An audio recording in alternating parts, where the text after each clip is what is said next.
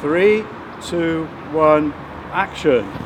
We are in the beautiful city of Inverness in Scotland with some geography researchers who have evidence that Inverness is a clown city. So, would you like to tell me why do you think that Inverness is a clown city? Yeah, so what we did was we did a New Economics Foundation survey, and we took a walk down the high street and we calculated how many independently owned shops and chain shops there were. So out of 42 shops that we surveyed, we found that the score out of 50, which shows 21 out of 50, which is a score that would rank closer to a clone town than a hometown. And however, as soon as it reaches the 25 mark, that would then cross into a border town, and then at 30 it would cross into a hometown. So what we think is cities overall are fairly difficult to remain a hometown, whereas a more rural, smaller town would easily quantify as a hometown.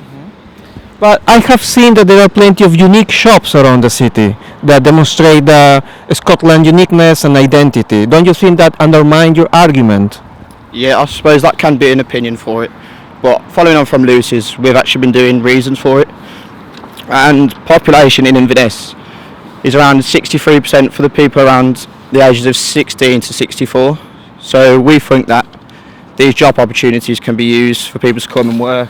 So like there's Debenhams, Marks and Spencers, McDonald's, and these local businesses are getting pushed out because there's obviously the popularity of the TNCs are taking over. And please tell me, what do you think that people running this city should do, to promote this argument you're saying? Well, it's quite hard to do anything about it, because when we think from like a theory perspective as to why this has happened and why it's become a clone town, we looked at research from Dr. Heather Barrett of the University of Worcester and Tim Hall from their book Urban Geographies, and they suggested that innovations in communications and transport lead to TNCs and businesses located in the most economically advantageous areas. And so because this is the capital of the Highlands, it means it's an economically advantageous location. And when we think about connectivity, we think there's an airport outside, there's a port, which means like import and export of goods is easy. And so because it's like an attractive place for these TNCs and chain stores, there's not really anything that we can do about it, because they can outcompete like local businesses as they can afford the higher rent prices on the high street.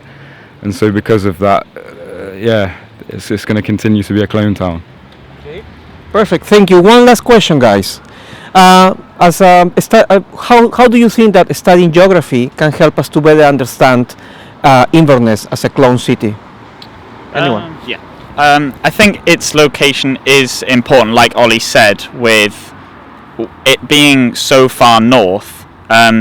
It's more remote, and elderly people tend to sort of focus in these more remote areas for retirement, and it brings the movement of goods and services are focused in Inverness, and then that attracts people from across the Highlands to come to Inverness and go to the doctors or furniture shopping, clothes shopping, which geography helps you to understand. So without geography, I think you'd struggle to comprehend why people are moving from place to place across the Highlands. Okay, perfect, thank you so much. Now we have a report that the new animal sanctuary is opening in Inverness. They only have one dog, which is why we call it a Shih Tzu. Back to you, Nick.